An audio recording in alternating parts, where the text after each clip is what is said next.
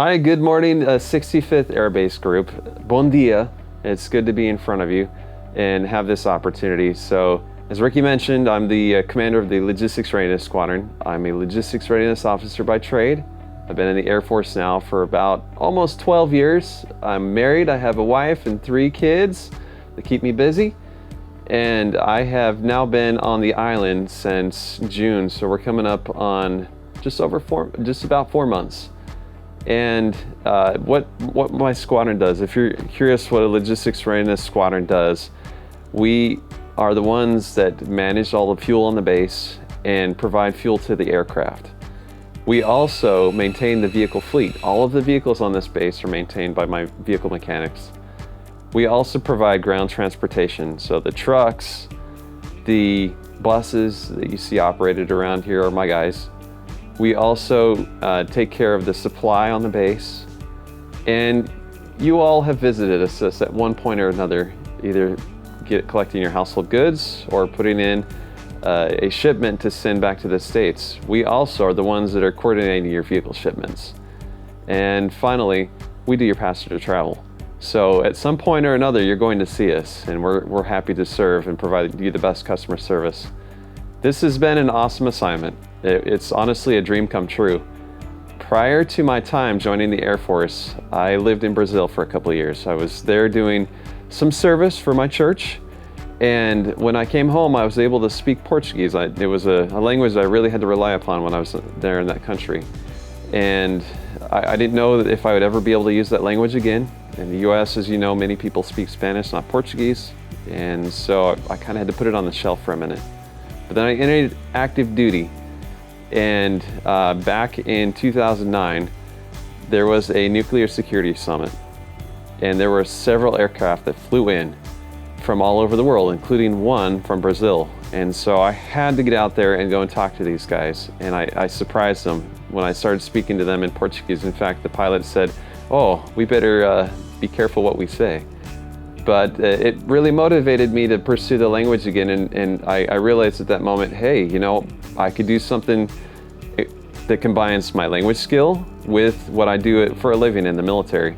And at that time, there was a program that came out, the Language Enabled Airman Program, and they were requesting applications. So I thought to myself, wow, I better apply for this program. So I applied, they accepted me, and they paired me with some instructors that provided virtual training for several months that improved my Portuguese dramatically. And then back in 2011, they invited me to go on a language intensive training event, a light. They sent me to Portugal. So guess where I came? Spent 2 weeks in the US Embassy in Lisbon, and then 2 weeks here on this island. So back in 2011, I got to see this place as an airbase wing and participate in the meetings, see all the different functions, and speak with the local nationals that live here on this island and also work on the base. Fantastic experience. Came home from that thinking, oh, that'd be kind of a neat place to come back to. Well, I tucked that away, and back about a year and a half ago, I had to put together a list, a dream sheet per se, of different assignments that I might want to go to if selected for command. So one of them just happened to be Lajes Field. I knew that there was a position open, so I put that on there, forgot about it. And then back in November last year, they gave me the great news, hey, you're going to be the squadron commander of the 65th Logistics Readiness Squadron at Lajes Field. And I couldn't have been happier. They sent me to a place where I could use the language and then put my logistics skills into practice. And yeah, so that's why I'm here and why I'm enjoying this opportunity. So you would recommend the LEAP program to potential candidates? Oh yeah, for sure. So not only has it afforded me an opportunity to come here, it has tracked my language training, allowed me to receive language pay, and on top of that, it allowed me to have a unique experience. I was checking my email one day, and they sent out a request for volunteers. They had an operational requirement. J6 out of UCOM was doing a conference in Madagascar with 40 different other African nations. And I said, hey, I'll go. They chose me, and so I got to fly 30 hours to get to Madagascar, not an easy place to get to. I met with 5 different officers from 5 different countries across Africa that speak Portuguese. Madagascar is a French-speaking country, but it just happened to be the location for this conference.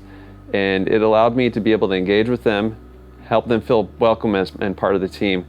And in fact, J6 invited me to come back the next year to a different location. Unfortunately, I wasn't able to go because of PCS, but there's opportunities out there that for us to partner up with different countries and utilize our skills as language enabled airmen.